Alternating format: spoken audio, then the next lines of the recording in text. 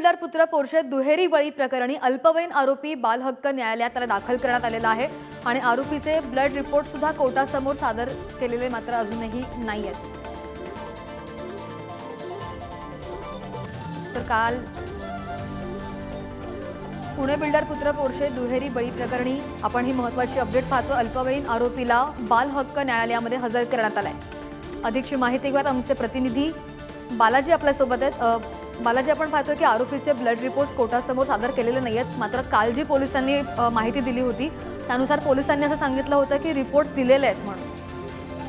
नक्कीच रिपोर्ट दिलेले होते, परंतु पोलिसांना ते रिपोर्ट आणखी जे लॅब आहे त्यांच्याकडून प्राप्त झाले नाहीत। काल सुद्धा पोलीस प्रयत्न करत होते आणि यापूर्वीच या आरोपीला बाल हक्क न्यायमंडळाने जामीन दिलाय। पोलिसांनी कोर्टात मागणी केली आहे की हा आरोप जो आहे तो गंभीर आहे, हे जो अपघात आहे तो गंभीर आहे आणि ही घटना सुद्धा हिनस क्राईम मध्ये येते, त्यामुळे आम्हाला सज्ञान म्हणून त्यांच्यावर गुन्हे दाखल करण्याची परवानगी द्यावी।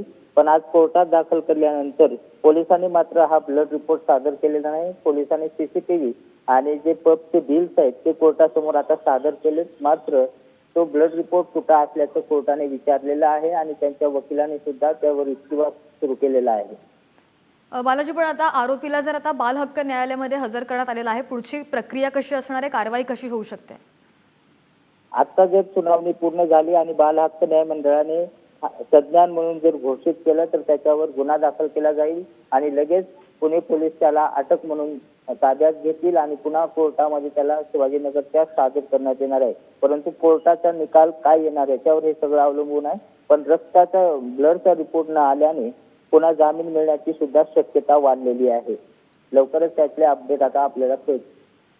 नक्कीच बालाजी, धन्यवाद दिलेल्या सगळ्या माहितीसाठी। अपडेट्स घेत राहा।